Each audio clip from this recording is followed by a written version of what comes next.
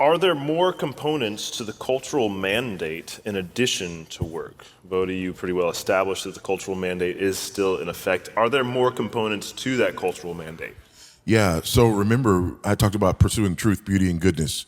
It's not just our work, but it's taking pleasure in beauty, in things like art and music and literature and these sorts of things. It is expressing that God-given desire for truth, beauty, and goodness through all the things that we do. One of the things I brought up was parenting, right? And we'll talk about that some in my message today, but the whole idea, it's be fruitful and multiply, right? And then, exercise this dominion. The only way that mandate was going to be carried out is through the fruitfulness, right? And so fruitfulness is not just about having children. It's about having children and raising children and training children with a view toward them continuing in this. So it is our work, but it's our work in the sense that it's everything that our hands find to do. Yeah, you teach at a liberal arts university in Lusaka, and I teach at a liberal arts school here in Florida, and what I often tell my students is the difference between a science and an art. A science is a body of knowledge which you study in order to know, and art is there's skills which you master in order to produce. Yeah. And so production out of that work is massive when it comes to the cultural mandate. Could I add something to that?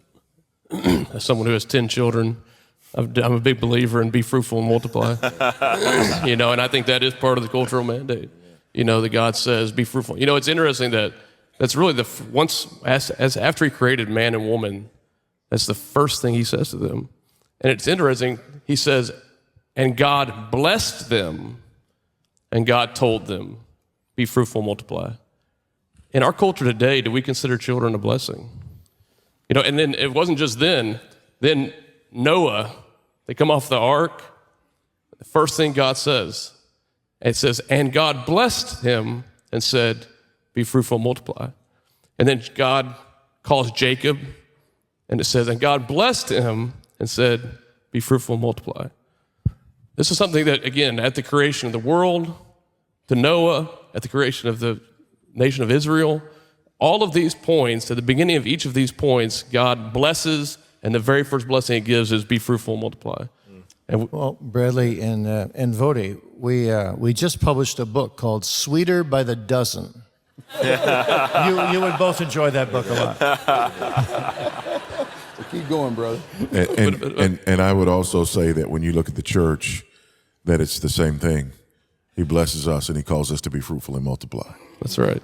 That's right. And then God says... But in this book, it's very, very interesting because the author does two things. First, he was a judge in the Grand Rapids area, just a really godly man.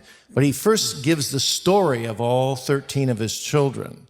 And he talks about each one and how he loves them. And it's very moving. Wow. And then the second half of the book is he looks at all the biblical arguments that are made today about people planning just to having small families. And he just demolishes them one by one. Needless to say, it's not our best runaway seller. but the same thing we were just talking about with homosexuality, he shows how the culture's attitude of selfishness and I want my desire no matter what, that it just degenerates also in this area. So that people plan as if they're God and say, well, we're just going to have 2 kids, And so he really demolishes all of that. And it's powerful because he wanted to be an airplane pilot and he had all these dreams and visions. And he said, well, with child number 4, all my plans came crashing down. And I had to deny myself, but I had to do it in order to live out this beautiful example of raising children in the fear of God.